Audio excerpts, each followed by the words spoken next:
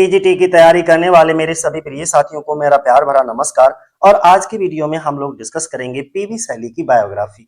अगर हम पीवी शैली की बात करते हैं तो इनको इंग्लिश लिटरेचर के प्रसिद्ध रोमांटिक कवि के रूप में जाना जाता है।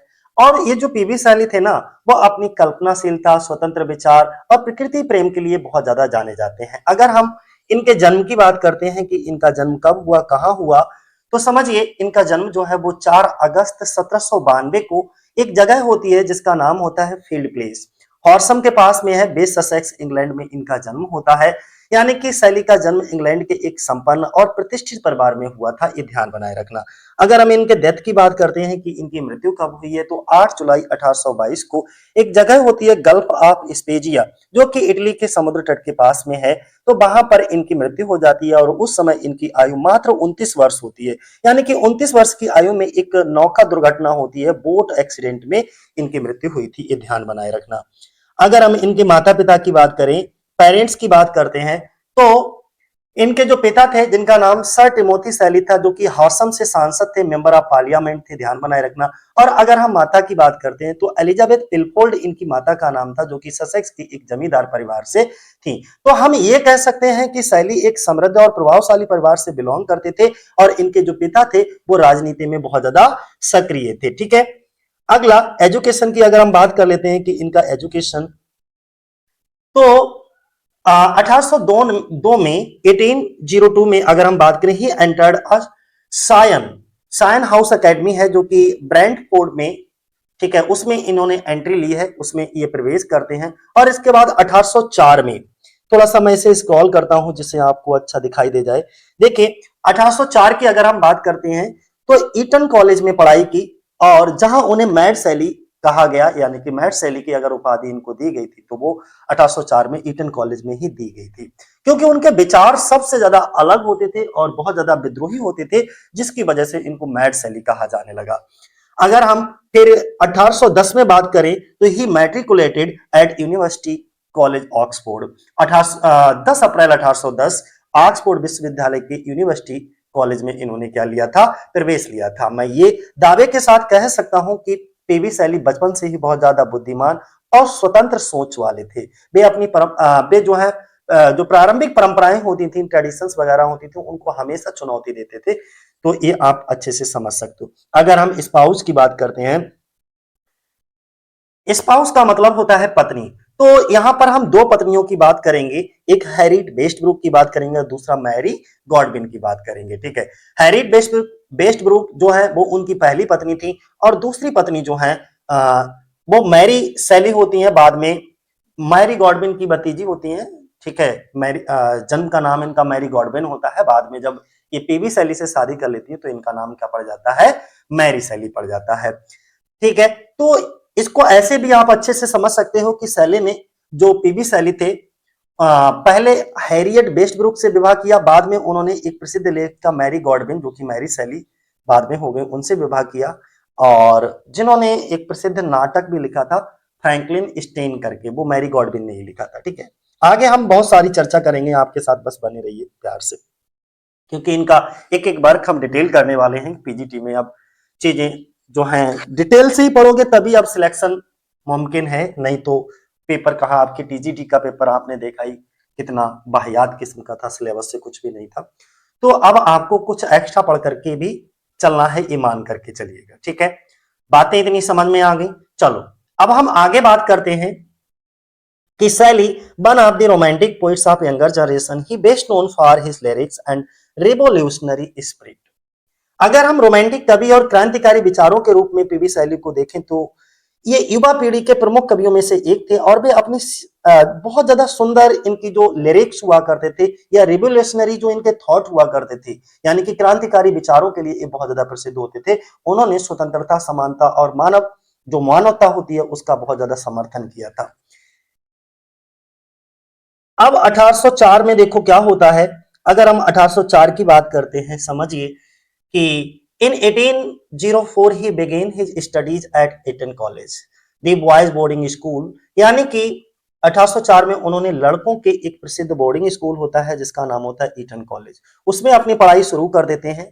उनके अजीब स्वभाव और नाजुक दिखने के कारण उनके सहपाठी उन्हें निर्दयता से बहुत परेशान करते थे, बुली किया करते थे। तो he was mercilessly bullied by his classmates for his eccentric ways and dainty appearance. Shelley का व्यवहार अन्य छात्रों से बिल्कुल अलग था। वे स्वतंत्र विचारों और शांत स्वभाव के थे। इसी कारण उनके जो क्लासमेट थे वो उनका मजाक उड़ाते थे और उन्हें बहुत ज्यादा बुली करते थे, यानी कि बहुत तंग करते थे।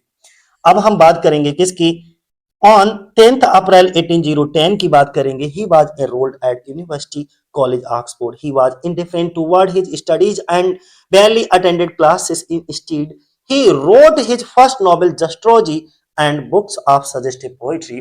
10 अप्रैल 1810 को उन्होंने यूनिवर्सिटी कॉलेज ऑक्सफोर्ड में प्रवेश लिया और वे पढ़ाई के प्रति उदासीन थी। बहुत कम कक्षाओं में जाते थे। इसके बजाय उन्होंने अपना इनका पहला उपन्यास था जस्ट्रोजी, और कुछ विचारों को उत्तेजित करने वाली, जैसे उनकी अगर कविताओं को आप पढ़ लेते तो आपके विचार भी बहुत ज्यादा उत्तेजक हो जाते, ऐसी पुस्तकें इन्होंने लिखी थी। यानी कि ऑक्सफोर्ड में शैली, जब ऑक्सफोर्ड में ये पढ़ते थे तो पीवी शैली की रुचि जो है पढ़ाई से अधिक लेखन में थी, ये आप कह सकते हो। वे नए और साहसी विचारों को लिखना पसंद करते थे, इसलिए उन्होंने छात्र जीवन से ही उपन्यास और कविताएं लिखना शुरू कर दी थी। अगला अगर हम बात करते हैं किसकी, 1811 में ही पब्लिश्ड, या और ये डेट बहुत इंपॉर्टेंट है इसलिए इसे कहीं पर भी नोटबुक में नोट डाउन कर लीजिएगा। He published his second Gothic novel the Irvyne और the Rosicrucian and a pamphlet called the necessity of atheism. आपको नेसेसिटी ऑफ एथिज्म जरूर ध्यान बनाए रखना है।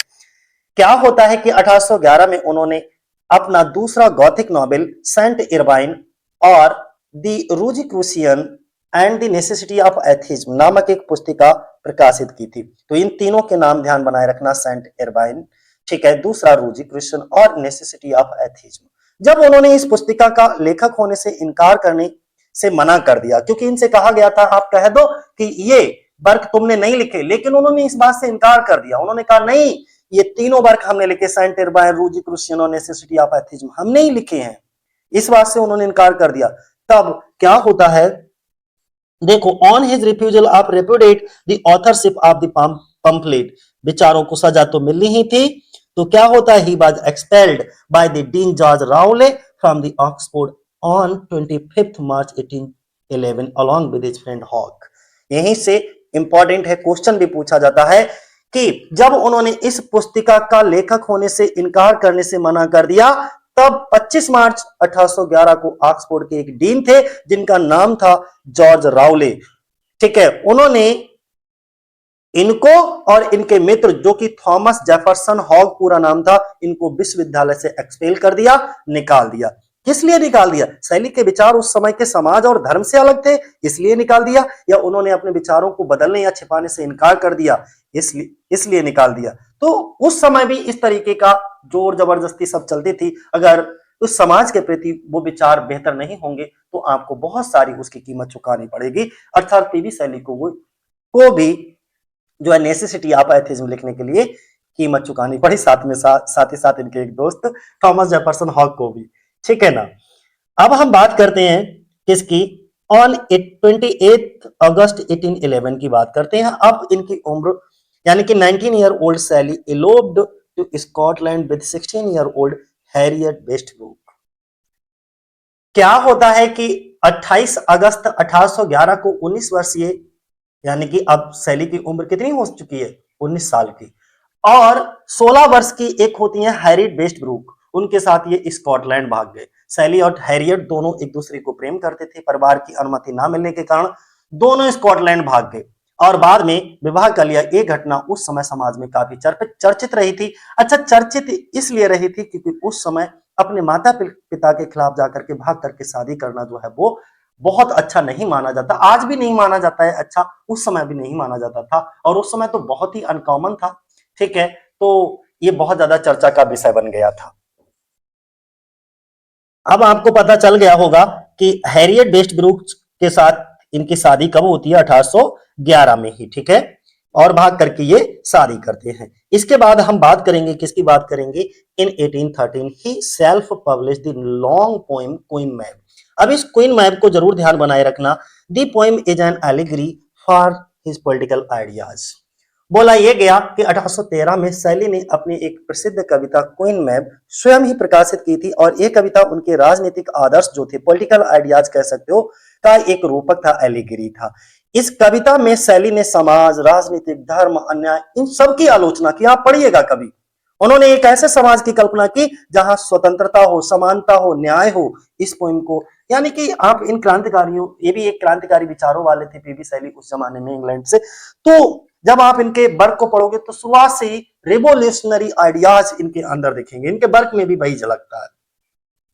अब बात करते हैं 1814 को। He visited the home of anarchist, एक अनार्चिस्ट थे political philosopher William Godwin, whose ideas he admired.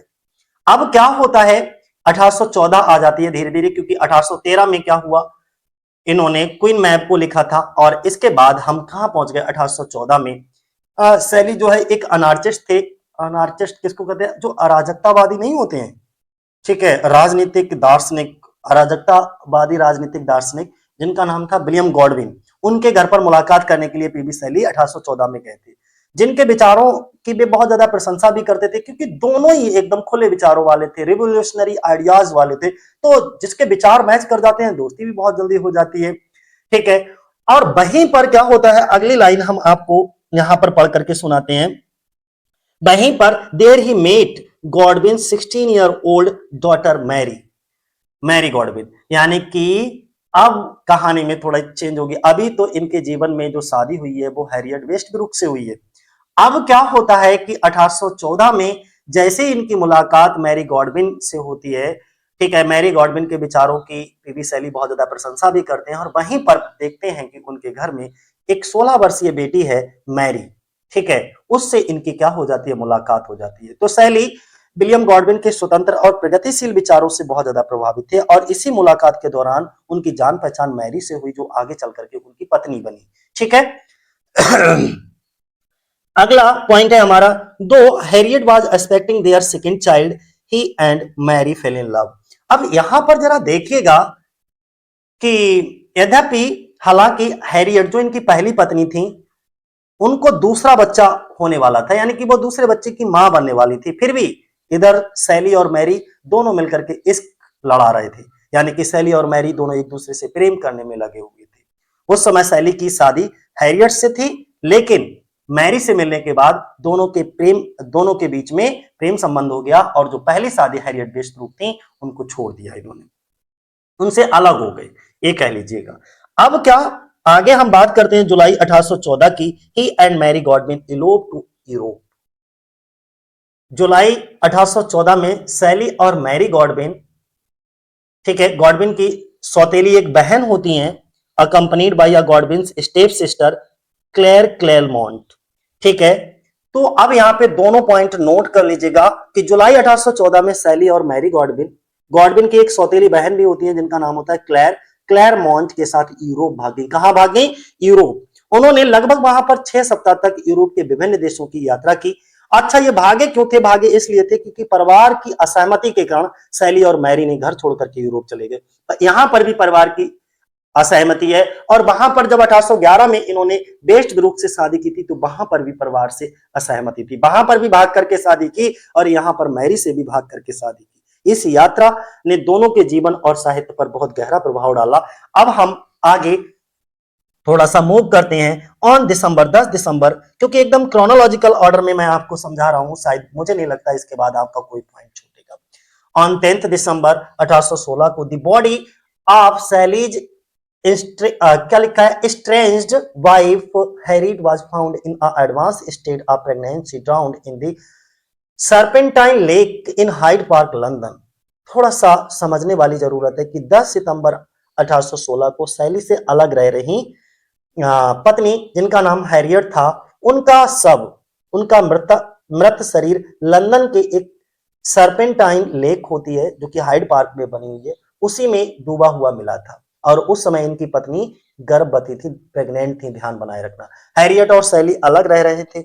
उनकी मृत्यु एक दुखद घटना थी, जिससे शैली के जीवन, यानी कि जब इनकी पहली पत्नी की मृत्यु हुई थी प्रेगनेंसी की अवस्था में, तो इस घटना ने भी जो है इनके दिमाग पर बहुत गहरा असर डाला, क्योंकि ये कभी भी ये एक्सपेक्ट नहीं कर रहे थे कि हैरिट वेस्टब्रुक जो है वो मर जाएंगी, सुसाइड कर लेंगी या क्या कर लेंगी, ठीक है।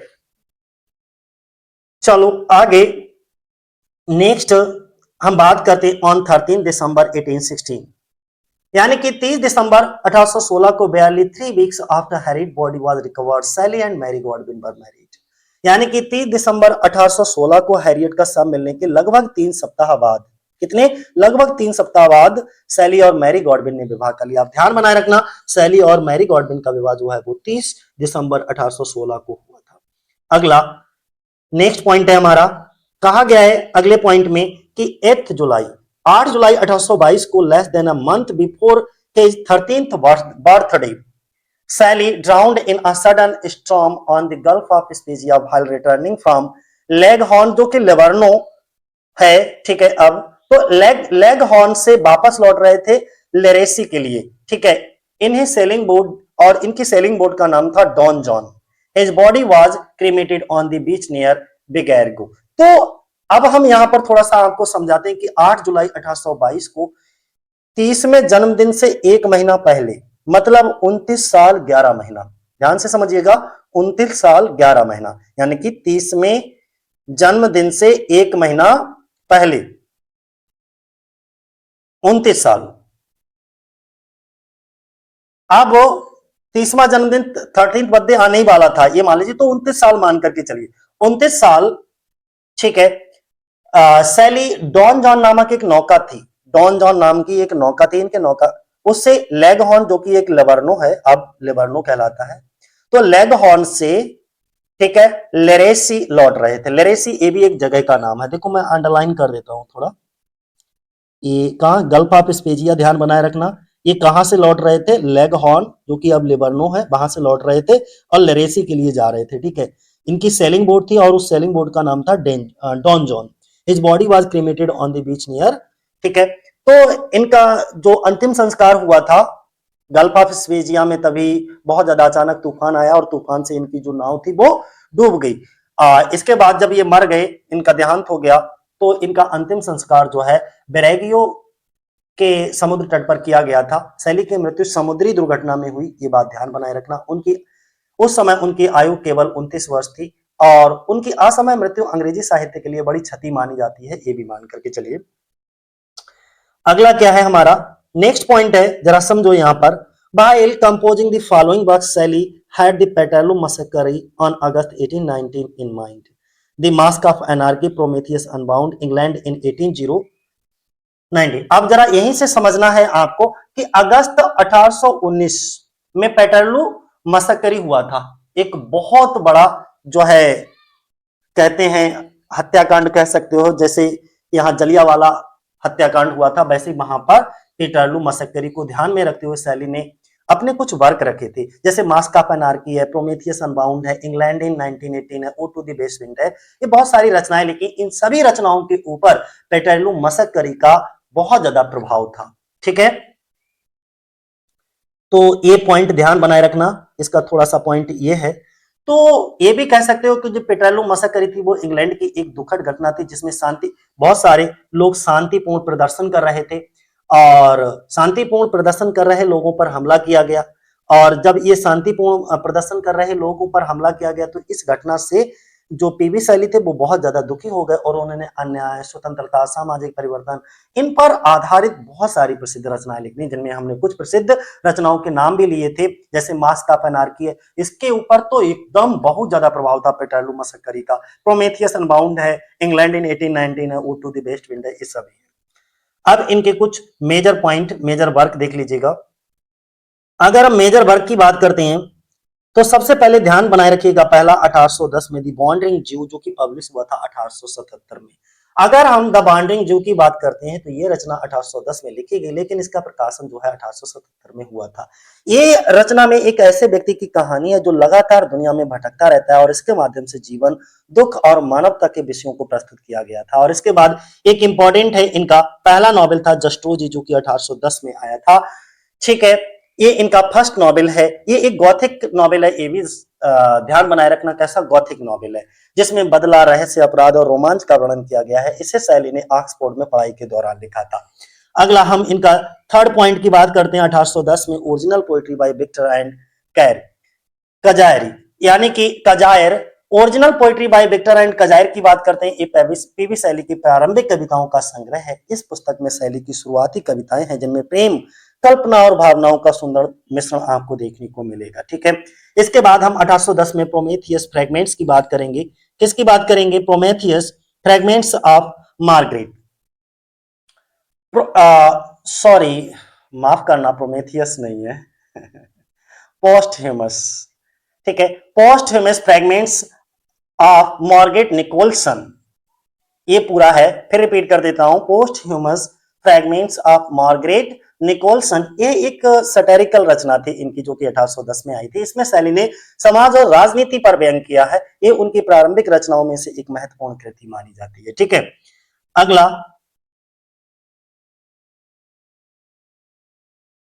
नेक्स्ट कौन सा है? सॉरी, अच्छा ये तो सब हम बता ही चुके हैं। ये वाला देखो, 1811 में अगर हम बात करते हैं सेंट इरवाइन और द रूजी क्रूसियन, है ना, सेंट इरविन और द रूजी क्रूसियन, इस शैली का दूसरा गौथिक उपन्यास है। इस उपन्यास में क्या होता है? रहस्य है, जादू है, अमरता है, अलौकिक शक्तियों का वर्णन किया गया है। यह रोमांचक और कल्पनाशील कहानी है। इसके बाद में द नेसेसिटी ऑफ एथिज्म की बात करते हैं जो कि 1811 में आई है। ये एक प्रसिद्ध पुस्तक या पंपलेट है। इसमें शैली ने ईश्वर के अस्तित्व पर प्रश्न उठाए और तर्क तथा प्रमाण के आधार पर सोचने की बात कही थी। इसी रचना के कारण इनको ऑक्सफोर्ड विश्वविद्यालय से एक्सपेल कर दिया गया था, निष्कासित कर दिया गया था। 1812 में द डेविल्स वॉक की बात करेंगे। किसकी बात करते हैं हम दोस्त? डेविल्स वॉक 1812 में आई है जो कि क्या है? एक बैलेड है।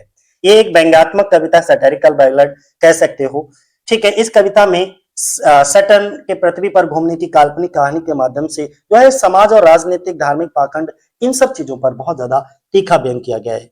जैसे हम लोगों के यहाँ पर भी कुछ धार्मिक चीजें होती हैं लेकिन ज्यादातर धार्मिक पाखंड आपको ज्यादातर देखने को मिल जाएगा। 1813 में क्वीन मैब एक फिलोसफिकल पोएम है, ठीक है, जिसकी हम बात करते हैं, क्वीन मैब, और ये थोड़ी सी इंपॉर्टेंट है। ये 1813 में आई थी, एक दार्शनिक फिलोसफिकल पोएम है। इसमें ये शैली की ये भी कह सकते हो यार, क्वीन मैब 1813 में शैली की पहली प्रसिद्ध लंबी कविता है।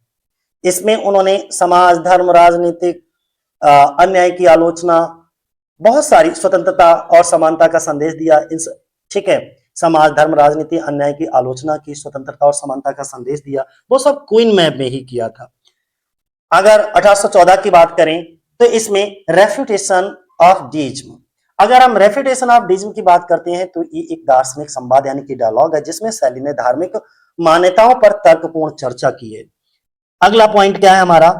1815 में अलास्टर द स्पिरिट ऑफ सॉलिट्यूड की बात कर लेते हैं। यह कविता एक ऐसे कवि की कहानी है जो आदर्श सौंदर्य की खोज में अकेला रह जाता है और इसका मुख्य विषय सॉलिट्यूड यानी कि आदर्श की खोज है। इसके बाद हम बात करते हैं किसकी? वुल्फस्टीन, ठीक है, और द मिस्टीरियस बैंडिट। बैंडिट का मतलब होता है डाकू, ठीक है, रहस्यमय डाकू कह सकते हो। ये एक छोटी रोमांचक चैप बुक कहानी है, ये कह सकते हो। इसमें रहस्य और साहसिक घटनाओं का वर्णन है। इसके बाद में 1816 पर हम लोग चल पहुंचते हैं। अगर हम 1816 में बात करें तो the demon of the world, the demon of the world, ये कविता मानव जीवन, प्रकृति और भविष्य के आदर्श समाज की कल्पना को प्रस्तुत करता है। इसमें बहुत ज्यादा भविष्य के आदर्श समाज की कल्पना की गई है कि एकदम बहुत बढ़िया होगा, राम राज्य होगा, इस तरीके का। अगला हम बात करते हैं मोंट ब्लांक की बात करते हैं। मोंट ब्लांक क्या है? एक कविता प्रकृति के महान शक्ति और उनकी जो ब्यूटीनेस होती है, उसकी सुंदरता होती है, उसका वर्णन करती है। इसमें पर्वत की विशालता के माध्यम से प्रकृति की महिमा दिखाई गई है। अगला हिम टू इंटेलेक्चुअल ब्यूटी जो कि 1817, हिम टू इंटेलेक्चुअल ब्यूटी की बात करते हैं। बौद्धिक सौंदर्य की जो प्रस्तुति होती है उसका बात करते हैं। तो ये जो कविता है ना, वो शैली के अदृश्य आध्यात्मिक सौंदर्य और उनकी शक्ति का वर्णन करता है। लियोन एंड सिथना, ये इंपॉर्टेंट है, लियोन एंड सिथना 1817 में, ठीक है। ये कविता अत्याचार के विरुद्ध संघर्ष, स्वतंत्रता और क्रांति का संदेश देती है। इनके 3-4 नाम ध्यान बनाए रखना, लियोन एंड सिथना पूछ लेते हैं कभी। इसका दूसरा नाम है revolution of the golden city, a vision of the 19th century, ये सभी इसके अनदर नेम है जो कि ध्यान बनाए रखना। Revolt of Islam, a poem of 12 cantos, अगर हम रिवोल्ट ऑफ इस्लाम की बात करते हैं, ये भी स्वतंत्रता, न्याय और अत्याचार के विरोध पर आधारित एक लंबी कविता है। अगला नेक्स्ट अगर हम बात करें तो ये थोड़ा सा इंपॉर्टेंट है कि 1817 में history of 6 weeks tour through a part of France, Switzerland, Germany, Holland with the Mary Shelley, यानी कि हिस्ट्री ऑफ 6 वीक्स टूर या 6 सप्ताह की यात्रा का इतिहास का अगर हम बात करें तो ये फ्रांस, स्विट्जरलैंड, जर्मनी, हॉलैंड की यात्रा का वर्णन इस वर्क में किया गया है और इसे पीवी शैली ने मैरी शैली के साथ मिलकर के यानी कि कोलाब्रेशन में लिखा है इसको। ओजीमेंडियस की बात करते हैं तो ओजीमेंडियस ये शैली की सबसे प्रसिद्ध कविताओं में से एक है। इसमें बताया गया है कि सत्ता और घमंड हमेशा के लिए नहीं रहते, ठीक है, कभी ना कभी आपका सत्यानाश होना जरूरी ही है, यानी कि उसका पतन जरूर होगा। 1818 में देखो प्लेटो की सिंपोजियम 1818 में, नहीं बैंकेट और द सिंपोजियम कह सकते हो, by Plato, translation from the Greek into English, ठीक है, प्लेटो की द सिंपोजियम जिसका ग्रीक से इंग्लिश में ट्रांसलेशन किया गया था, यानी कि शैली ने इस प्रसिद्ध दार्शनिक ग्रंथ का अंग्रेजी में अनुवाद किया था। अगला हम बात करते हैं फ्रैंकनस्टाइन, ठीक है, 1818 में फ्रैंकनस्टाइन द मॉडर्न प्रोमेथियस, इसका प्रीफेस तो पीवी शैली ने लिखा था, लेकिन फ्रैंकनस्टाइन ये पूरा का पूरा उपन्यास जो है वो मैरी शैली के द्वारा लिखा गया है, लेकिन इसकी भूमिका अगर पूछे तो वो पीवी शैली ने लिखी थी इसकी प्रीफेस को। अगला 1818 में Rosalind and Helen a modern eclogue, देखो ये कविता इटली के क्या है, रोजालिंड एंड हेलेन, ये कविता में क्या होता है, मित्रता दिखाई जाती है, प्रेम दिखाया जाता है, मानवीय संबंधों पर आधारित है, तो मित्रता, प्रेम और मानवीय संबंधों पर आधारित Rosalind and Helen a modern eclogue कहलाता है। अगला क्या है, 1818 में lines written among the Euganean hills October 1818, इस कविता में इटली की प्राकृतिक सौंदर्य का वर्णन किया गया है, चित्रण किया गया है, ध्यान बनाए रखना। 1819 में द सेंसी की बात करते हैं और ये इंपॉर्टेंट भी है, द सेंसी 1819 में जो आया था, जिसमें टोटल 5 एक्ट थे, यानी कि 5 एक्ट की एक ट्रेजेडी है, ट्रेजेडी प्ले है जिसमें परिवार, अत्याचार और प्रतिरोध का चित्रण किया गया है बहुत ज्यादा, ठीक है। Ode to the west wind जो कि 1819 में आई है, ode to the west wind जो कि 1819 में आई है, ये कविता पेटरलू मसकरी से प्रेरित है जिसमें अन्याय और दमन के विरुद्ध आवाज उठाया गया है। इसके बाद इनका एक और वर्क है द मास्क ऑफ एनार्की जो कि इंपॉर्टेंट है, ध्यान रखना, मास्क ऑफ एनार्की, ठीक है, पेटरलू मसकरी का इस पे बहुत ज्यादा प्रभाव रहता है मास्क ऑफ एनार्की पे, ठीक है। ये भी कह सकते हो अगर आपसे ये क्वेश्चन पूछा जाए कि मास्क ऑफ एनार्की ये किससे प्रेरित है, पेटरलू मसकरी से प्रेरित है जिसमें अन्याय और दमन के विरुद्ध जो है आवाज को उठाया गया है। मैन ऑफ इंग्लैंड जो कि 1819 में आया है, लेकिन 1839 में इसको पब्लिश कराया गया था। मैन ऑफ इंग्लैंड इंपॉर्टेंट है, इस कविता में भी शैली ने इंग्लैंड के मजदूरों और आम लोगों को उनके जो अधिकार होते हैं, अधिकारों के लिए संघर्ष करने का संदेश दिया है इस पोएम के अंदर, ठीक है, जिसमें उसी समय एक ये तो इसमें हुई एक 1819 मैन इंग्लैंड, एक ये इनका वर्क है और इस वर्क का नाम ही कंफ्यूज नहीं होना, इंग्लैंड इन 1819, ठीक है, जो कि 1819 में आई है। तो इंग्लैंड इन 1819 इनके वर्क का नाम है, एक कविता है, पोइम है। इस कविता में उस समय के इंग्लैंड के राजा, सरकार और सामाजिक व्यवस्था जो थी उस पर बहुत ज्यादा तीखी आलोचना करी गई है। अगला क्वेश्चन क्या है हमारा 1819 में, एक फिलोसफिकल व्यू ऑफ रिफॉर्म जो कि पब्लिश होती है 1820 में, ये एक राजनीतिक और दार्शनिक निबंध है जिसमें शैली ने शांतिपूर्ण सुधार, रिफॉर्म, स्वतंत्रता और लोकतंत्र का समर्थन किया है। अगला जूलियन एंड मडालो की बात करते हैं, ये भी 1819 में आया, अ कन्वर्सेशनल पोएम है जूलियन एंड मडालो। 1 मिनट का मैं ऊपर से नीचे क्वीन मैप को ध्यान बनाए रखना, 1813 में, अलास्टर 1815 में, मॉन्ट ब्लैंक 1816 में, हिम टू इंटेलेक्चुअल ब्यूटी 1817 में, ओजीमेंडियस 1818 में, ode to the west wind 1819 में, मास्क ऑफ एनार्की 1819 में, इंग्लैंड इन 1819 और द सेंसी, ये सभी इनके वर्क जो है वो आपको ध्यान बनाए रखना है। अब हम आगे वर्क करें, हम पहले ही बता चुके हैं जूलियन एंड मडालो जो है वो भी क्या है, एक कन्वर्सेशनल पोएम है, थोड़ा नीचे कर ले नहीं तो कट जाएगा, ये बात है। इसमें भी क्या होता है, कन्वर्सेशन दिखाया जाता है, वार्तालाप दिखाया जाता है, एक संवाद के रूप में लिखी गई कविता है जिसमें दो दोस्तों का संवाद दिखाया जाता है, और ये जो संवाद होता है ना, वो जीवन, मानव स्वभाव, आशा, निराशा, इन पर दार्शनिक विचार जो है वो प्रस्तुत किए जाते हैं दोनों दोस्तों के बीच में। 1820 में पीटर वेल द थर्ड, ठीक है, और जो पब्लिश होती है 1839 में। अगर हम पीटर वेल द थर्ड की बात करते हैं तो ये एक सटायरिकल पोइम है। इसमें शैली ने रूढ़वादी सोच और समाज की बुराइयों पर बहुत अच्छा कटाक्ष किया है, ठीक है। अगला वर्क है इनका प्रोमेथियस अनबाउंड, अ लिरिकल ड्रामा इन 4 एक्ट। अगर हम प्रोमेथियस अनबाउंड की बात करते हैं जो कि 4 एक्ट में है, यह शैली की सबसे महान, जितने अब तक वर्क है उन सभी महान कविताओं में से एक है। और इसमें अत्याचार पर स्वतंत्रता, प्रेम और मानवता की विजय का संदेश दिया गया है। अच्छा, इसमें एक नोट पॉइंट लिख लो, ये पीवी शैली की मास्टरपीस कहलाती है, ठीक है, सर्वश्रेष्ठ रचना मानी जाती है Prometheus unbound. To a skylark की अगर हम बात करें तो ये 1820 में आया। इसमें शैली ने सबसे प्रसिद्ध गीतात्मक कविताओं में से एक है। और इसमें क्या हुआ कि स्काईलार्क पक्षी को आनंद, स्वतंत्रता और शुद्ध प्रेरणा का प्रतीक बताया है। ये भी बहुत ज्यादा इंपॉर्टेंट पोइम है, इसको लिख लीजिएगा। टू अ स्काईलार्क और टू द स्काईलार्क में क्या डिफरेंस है, किसके द्वारा लिखी गई, जरा कमेंट में हमें बता दीजिए। टू अ स्काईलार्क तो आपको पता है कि पीवी शैली का है, लेकिन टू द स्काईलार्क किसकी है वो आपको कमेंट करके बताना है। अगला क्वेश्चन है 1820 में द क्लाउड। अगर हम 1820 के द क्लाउड की बात करते हैं तो इस कविता में बादल स्वयं अपनी कहानी सुनाता है। इसमें प्रकृति के चक्र, वर्षा और मौसम का सुंदर बहुत ज्यादा सुंदर चित्रण किया गया है, ये कह सकते हो, ठीक है। 6 नंबर अगला 1820 में Oedipus Tyrannus and Swellfoot the tyrant, Swellfoot the tyrant, ये 2 एक्ट का एक बहुत ज्यादा सटायरिकल प्ले है, ठीक है। 2 एक्ट का व्यंग्यात्मक नाटक है जिसमें शैली ने तत्कालीन राजनीति और शासकों की आलोचना की है। तो ओडिपस टायरेंट या इसको हम स्वेल फॉर द टायरेंट भी बोलते हैं, जो कि 1820 में आया है, ठीक है। अगला 1820 में बिच ऑफ एटलस, जो कि पब्लिश हुई है 1824 में, ठीक है। द बिच ऑफ एटलस, ये कल्पना और सौंदर्य की भरपूर कविता है। इसमें जादुई और काल्पनिक संसार का चित्रण किया गया है। अब एक मोस्ट इंपॉर्टेंट एलेजी आ जाती है जिसका नाम है द एडोनिस।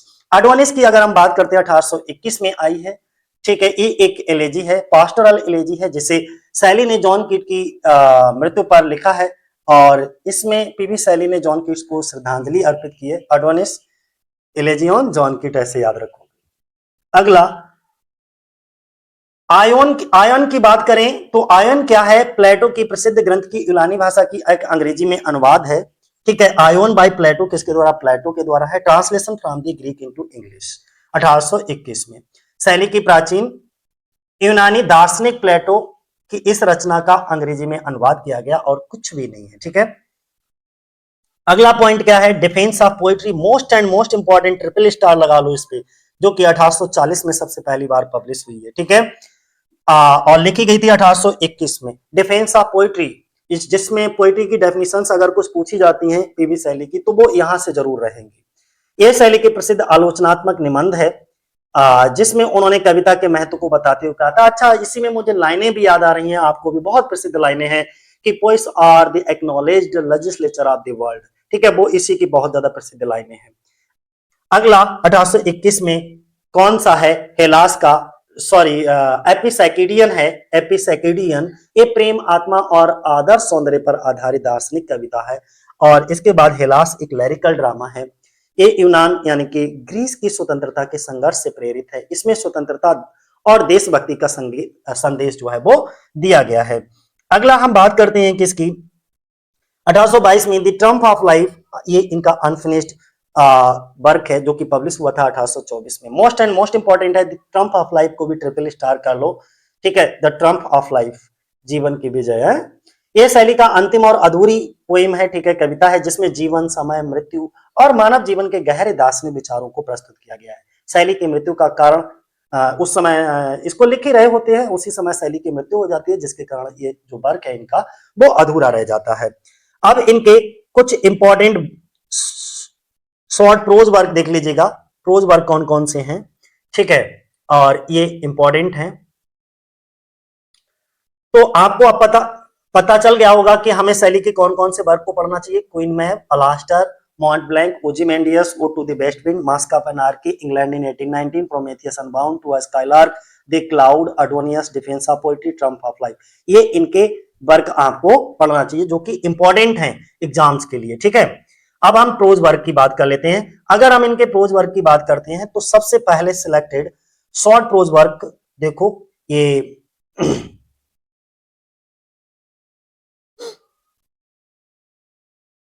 यहां से देखो,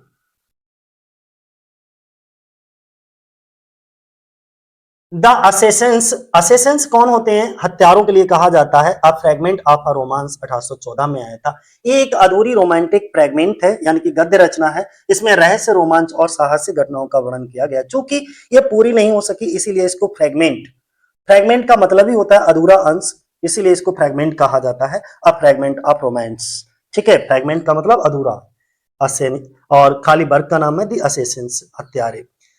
अगला वर्क इनका दी कोलसियन, कोलोसियम। अगर हम कोलोसियम की बात करें, ये भी फ्रेगमेंट है, ये भी एक अधूरा रह जाता है 1817 में। इस रचना में रोम के प्रसिद्ध कोलिसियम का वर्णन है, रोम का एक प्रसिद्ध कोलिसियम है उसका वर्णन किया जाता है। शैली ने इसके ऐतिहासिक महत्व, सुंदरता, प्राचीन सभ्यता की महानता को प्रस्तुत किया है। अगला देखो प्रोज वर्क इनका कौन सा है, कोलसियम हो गया। ये इसको देखिएगा, दी एल्सियन फील्ड्स, ये लूसियन शैली का फ्रेगमेंट है, लूसियनिक फ्रेगमेंट कह सकते हो इसको। द एल्सियन फील्ड्स, लूसियनिक फ्रेगमेंट, क्या यार, चलो। एक इसमें क्या होता है एल्सियन फील्ड्स में, ये एक दार्शनिक और काल्पनिक गद्य रचना है, ठीक है। एल्सियन फील्ड स्वर्ग जैसा सुखद स्थान के लिए बोला जाता है एल्सियन फील्ड्स, जैसे स्वर्ग बताया जाता है उसको, उसी की कल्पना भी की गई है इस वर्ग के अंदर। इस रचना में प्राचीन यूनानी साहित्य से बहुत ज्यादा ये प्रेरित है, ठीक है। यूना फवोला एक दंत कथा है, इसके बाद में यूना फवोला एक फेबल है जो कि 1819 में ओरिजिनली इन इटालियन, इसको इटालियन भाषा में इसको लिखा गया है, ठीक है, यूना फवोला को। ये एक छोटी सी फेबल है, इसमें कल्पना, नैतिक संदेश का सुंदर मिश्रण मिलता है, ठीक। इटालियन भाषा में इसको लिखा गया है। तो एग्जाम पॉइंट्स के रूप में अगर हम बताएं तो असेसेंस को याद रखोगे, ठीक है। 1814 में, 1817 में कोलसियम है, एलेसियन फील्ड्स है, यूना फवोला है, ठीक। ये इनके शॉर्ट प्रोज वर्क हैं, ठीक है, इन्हीं को शॉर्ट प्रोज वर्क कहा जाता है। इसके बाद में अगर हम बात करते हैं, नेक्स्ट इनके कुछ इंपॉर्टेंट एसेज हैं, बहुत सारे एसेज इन्होंने लिखे, लेकिन कुछ इंपॉर्टेंट एसेज हैं जिनको जरा समझ लीजिएगा। Political essays on the existing state of things 1811 में आया था, ठीक है। इसमें क्या होता है कि वर्तमान परिस्थितियों पर काव्यात्मक निबंध एक लिखा गया था, और इस निबंध में शैली ने उस समय की सामाजिक और राजनीतिक समस्याओं की आलोचना की और सुधार की आवश्यकता पर बहुत ज्यादा बल दिया गया था, इसीलिए इसका नाम भी political essay on the existing state of things रखा गया, जो कि 1811 में आया था, ठीक है। अब मोस्ट इंपॉर्टेंट एसे है इनका द नेसेसिटी ऑफ एथिज्म, जिसको आपको भूलना नहीं है, ठीक है। इसमें एथिज्म क्या होता है, नास्तिक चीजें होती हैं, कि नास्तिकता की आवश्यकता बताई थी कि जो नास्तिक लोग होते हैं, क्यों हमको नास्तिक होना चाहिए, क्यों जरूरत है नास्तिक होने की। इस निबंध में शैली ने धार्मिक विश्वासों पर जो है तर्कपूर्ण प्रश्न उठाए थे। इसी रचना के कारण उन्हें ऑक्सफोर्ड विश्वविद्यालय से निष्कासित भी किया गया था, necessity of atheism. Declaration of rights की अगर हम बात करें 1812 में, अधिकारों की घोषणा, यानी कि इसमें शैली ने प्रत्येक व्यक्ति की स्वतंत्रता, समानता और मानव अधिकारों का समर्थन किया था। अगला पॉइंट है a letter to Lord Ellenborough. बोला है कि एलन बरो के लिए एक पत्र लिखते हैं। इस पत्र में शैली ने अन्यायपूर्ण न्यायिक निर्णयों और कठोर दंड की आलोचना की है। और most important a defence of poetry, ठीक है, ये शैली के प्रसिद्ध निबंध है, बहुत ज्यादा प्रसिद्ध निबंधों में से एक कह सकते हो। इसमें इन्होंने, पीवी शैली ने कविता के महत्व पर बहुत ज्यादा इंपॉर्टेंस पे बहुत ज्यादा जोर दिया है, जिसमें कहा था वॉइस और the acknowledge legislature of the world, ठीक है। ये एक इनका आलोचनात्मक निबंध है जो कि बहुत इंपॉर्टेंट है। अगला क्वेश्चन, अगला इनका निबंध है the vindication of natural diet, ठीक है। इस निबंध में शैली ने शाकाहार, वेजिटेरियनिज्म और प्राकृतिक भोजन का समर्थन किया है, और कुछ नहीं। अगला है on the vegetable system of diet, ठीक है। On the vegetable system of diet की अगर हम बात करें, 1814 से 15 के बीच में इसको लिखा गया, लेकिन पब्लिश किया गया है इसको 1929 में। बहुत भाई एकदम गर्मी से भीग गए हैं पूरी तरह से। ठीक है, इसमें क्या हुआ था कि शाकाहारी भोजन प्रणाली जो होती है ना, उस पर उन्होंने थोड़ा सा बताया था पीवी शैली ने कि शाकाहारी भोजन के स्वस्थ और नैतिक लाभों पर चर्चा की थी इसके अंदर। ऑन लव की बात करें जो कि 1818 में, ऑन लव क्या है, इसमें जीवन, आत्मा और मानव अस्तित्व के दार्शनिक प्रश्नों पर विचार किया गया है। ऑन लाइफ है इसी तरीके से। ठीक है, इसमें भी प्रेम के मानव जीवन की सबसे बड़ी शक्ति और प्रेरणा के बारे में बताया गया है। अगला ऑन अ फ्यूचर स्टेट की बात करते हैं 1815 में, भविष्य के जीवन पर। इस निबंध में मृत्यु के बाद जीवन और आत्मा से जुड़े विचारों को प्रस्तुत किया गया है। इसके बाद अगर हम बात करते हैं on the punishment of death, on the punishment of death, ये जो निबंध है ना, इसमें शैली ने मृत्यु दंड जो कि डेथ पेनाल्टी होती है इसका विरोध किया है और इसको बहुत ज्यादा अमानवीय बताया है इसके अंदर। अगला क्या है हमारा, अगला है स्पेकुलेशंस ऑन मेटाफिजिक्स जो कि 1814 में आया था। ठीक है, इस पर विचार प्रस्तुत किए थे और इसमें शैली ने आत्मा, चेतना, सत्य, ब्रह्मांड जैसे दार्शनिक विचारों को महत्वपूर्ण विषयों पर विचार प्रस्तुत किए थे, ये मान करके चल सकते हो। स्पेकुलेशंस ऑन मोरल्स जो कि 1817 में है। इस निबंध में नैतिकता, मानव व्यवहार और अच्छे जीवन के सिद्धांतों की चर्चा की गई है। ऑन क्रिश्चियनिटी, अब अगला जो एसे है इनका ऑन क्रिश्चियनिटी, ये इनकम्प्लीट है प्रोबेबली 1817 में, लेकिन पब्लिश हुआ था 1859 में। ठीक है, और इसमें हुआ क्या था, ये इनका एक अधूरा निबंध है जिसमें शैली ने ईसाई धर्म के सिद्धांतों पर अपने विचार जो है वो प्रस्तुत किए हैं। अगला on the literature, the arts and the manners of the Athenians, Athens के साहित्य, कला और जीवन शैली पर कुछ विचार इन्होंने प्रस्तुत किया और इस निबंध में प्राचीन एथेंस की संस्कृति, साहित्य और कला का भी वर्णन किया है। ठीक है, अगला अगर हम वर्क देखते हैं तो कौन सा है, सिंपोजियम है, ऑन द सिंपोजियम और preface to the banquet of Plato, तो प्लेटो की सिंपोजियम कह सकते हो। ठीक है, ये प्लेटो की प्रसिद्ध रचना की अनुवाद की भूमिका है, प्रीफेस है ये भी बोल सकते हो, जिसमें शैली ने उसके महत्व को समझाया है। ऑन फ्रेंडशिप जो है मित्रता पर ये लिखा गया इनका निबंध है और इस निबंध में सच्ची मित्रता के महत्व, विश्वास और मानवीय संबंधों की चर्चा की गई है। अगला फ्रैंकनस्टाइन पर, ऑन फ्रैंकनस्टाइन अगला निबंध है इनका। अगर हम फ्रैंकनस्टाइन की बात करें तो इस निबंध ये जो निबंध है फ्रैंकनस्टाइन और उसके विचारों से संबंधित है। इसमें शैली ने उस कृति के साहित्यिक महत्व पर अपने विचार व्यक्त किए थे। तो डिफेंस ऑफ पोइट्री सबसे ज्यादा आपको पढ़ना है, नेसेसिटी ऑफ एथिज्म सबसे, एग्जाम पॉइंट से मैं बता रहा हूं, कहीं नोट डाउन कर लो, जो मैं बोल रहा हूं उसको ध्यान से सुन लो। डिफेंस ऑफ पोइट्री है, नेसेसिटी ऑफ एथिज्म है, डिक्लेरेशन ऑफ राइट्स है, विंडिकेशन ऑफ नेचुरल राइट है, on love, on life, on Christianity, speculation of metaphysics और स्पेकुलेशन ऑन मॉरल्स, ये इनके कुछ महत्वपूर्ण मोस्ट इंपॉर्टेंट निबंध रहे थे। ठीक है, अब हम इनके कुछ मोस्ट इंपॉर्टेंट प्लेज की बात करेंगे, एक एक चीजें हमने डिस्कस की है, इससे ज्यादा डिटेल वीडियो अब हमारे पास नहीं है। ठीक है, यानी कि इनकी बायोग्राफी और वर्क से रिलेटेड जो हो सकते हैं मैंने काफी डिटेल करने का प्रयास किया है और बाकी डिटेल्ड वीडियो इनके वर्क पर वो सेपरेट रहेगी, वो हमने बना भी दिए हैं, आप प्लेलिस्ट चेक कर सकते हो। सेंसी की बात करते हैं तो ये 5 एक्ट्स में लिखी गई है। ठीक है, एक ट्रेजेडी है, ये शैली की सबसे प्रसिद्ध नाटक है। इसमें एक परिवार की दुखद कहानी, अत्याचार, अन्याय और प्रतिशोध का चित्रण प्रस्तुत किया गया है। ठीक है, सबसे ज्यादा ट्रेजेडी है, ध्यान बनाए रखना, 5 एक्ट में है। अगला वर्क है चार्ल्स द फर्स्ट, ये चार्ल्स द फर्स्ट है, ये क्या है, एक पोइम है। ठीक है, चार्ल्स द फर्स्ट, ये इंग्लैंड के चार्ल्स फर्स्ट जो थे उनके जीवन और राजनीतिक संघर्ष पर आधारित ऐतिहासिक नाटक है, जो कि ये रचना अधूरी रह गई थी, पोइम या प्ले कह सकते हो। हेलास अ लिरिकल ड्रामा,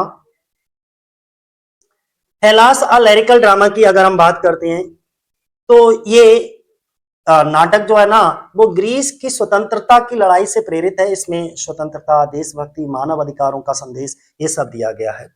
अगला अगर हम बात करते हैं Oedipus Tyrannus, Oedipus Tyrannus Swellfoot the tyrant attached in 2 act. ठीक है, ये ऊपर भी बता चुका हूं, Oedipus Tyrannus a Swellfoot the tyrant, ये 2 एक्ट में लिखा गया एक ट्रेजेडी है। इसमें राजनीतिक व्यंग है, शैली ने इसके तत्कालीन शासकों और राजनीतिक व्यवस्था की आलोचना की है। प्रोमेथियस अनबाउंड अ लिरिकल ड्रामा इन 4 एक्ट। ठीक है, प्रोमेथियस अनबाउंड जो है एक लिरिकल ड्रामा है जो कि 4 एक्ट में लिखा गया है। 4 एक्ट में लिखा गया, ये इनका मास्टरपीस है, जिसमें अत्याचार पर प्रेम, स्वतंत्रता, इसमें अत्याचार पर प्रेम, स्वतंत्रता, मानव की विजय, इन सबका संदेश दिया गया है। ठीक है, अब इनका कुछ कोलाब्रेशन वर्क भी देख लो, डिटेल्ड है। कोलाब्रेशन में मैरी शैली के साथ जो लिखा है वो history of 6 week, collaboration with Mary Shelley में history of a 6 week tour 1817 में, ये फ्रांस, स्विट्जरलैंड, जर्मनी, हॉलैंड की यात्रा का वर्णन इस वर्क के अंदर मिलता है और इसे शैली और मैरी शैली दोनों ने मिलकर के लिखा है। अगर हम फ्रैंकनस्टाइन और द मॉडर्न प्रोमेथियस की बात करते हैं तो ये प्रसिद्ध जो है उपन्यास मैरी शैली ने लिखा है। शैली ने इसकी और पीवी शैली ने इसकी प्रीफेस लिखने और इसके प्रकाशन का महत्वपूर्ण सहयोग दिया। फ्रैंकनस्टाइन की लेखिका मैरी शैली है, जबकि पीवी शैली ने क्या लिखा है, इसका प्रीफेस लिखा है। दोनों बातें ध्यान बनाए रखना। प्रोसरपाइन 1820 में, ठीक है, ये एक यूनानिक पौराणिक कथा पर आधारित नाटक है, प्ले है। इसमें निर्माण में शैली ने मैरी शैली का सहयोग किया। प्रोसरपाइन। इसके बाद में हम मिडास की बात करते हैं। किसकी बात करेंगे? 1820 में मिडास की बात करते हैं, 1820 में। और ये मिथक जो है राजा मिडास पर आधारित है। एक राजा मिडास हुआ करते थे, उन्हीं पर आधारित एक नाटक है। इसमें भी शैली ने मैरी शैली के साथ सहयोग किया। तो तुम्हें समझ में आ गया होगा कि मैरी शैली के साथ कौन कौन से लिखे गए हैं। हिस्ट्री ऑफ 6 वीक्स टूर है, फ्रैंकनस्टाइन है, इसके बाद में प्रोसरपाइन और मिडास। अब हम कोलाब्रेशन विद टी.जी. हॉग, ये वही है जिन इन दोनों लोगों को साथ साथ में, ठीक है, ऑक्सफोर्ड यूनिवर्सिटी से एक्सपेल किया गया था। ठीक, ध्यान बनाए रखना।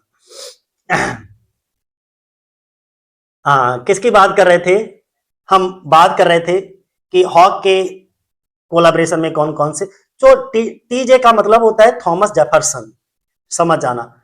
तो जो थॉमस जेफरसन हॉग थे पर्सी बिशी शैली के घनिष्ठ मित्र और ऑक्सफोर्ड विश्वविद्यालय के सहपाठी थे। दोनों ने कुछ साहित्यिक रचनाएं साथ में मिलकर के किया था और दोनों को साथ ही साथ जो है वो यूनिवर्सिटी, ऑक्सफोर्ड यूनिवर्सिटी से भी निकाला गया था। ठीक है, चलो सबसे पहले देखते हैं फ्रैगमेंट्स।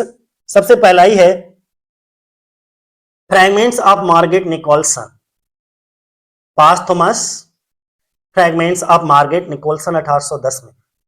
पोस्ट ह्यूमस, मैं इसे पास्थोमस पहले भी पढ़ा था, अब भी पढ़ रहा हूं, पता नहीं दिमाग कहां रहता है। लिखा है posthumous. Fragment of Margaret Nicholson 1810 में, ये एक सैटेरिकल गद्य रचना थी। पर्सी बिशी और टी.जे. हॉग यानी कि थॉमस जेफरसन हॉग ने इसको मिलकर के लिखा था और इस रचना में समाज, राजनीति और उस समय की कुछ मान्यताओं पर व्यंग किया गया था। इस शैली की प्रारंभिक साहित्यिक रचनाओं में से एक मानी जाती है। ठीक है, तो ये मुझे लग रहा है अब कंप्लीट हो गई है। इसके बाद भी ये नहीं, इसके बाद कुछ भी नहीं है।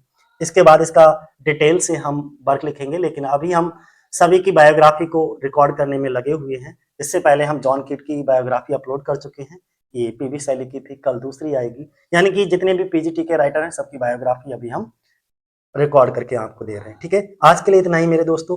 जय हिंद, जय भारत।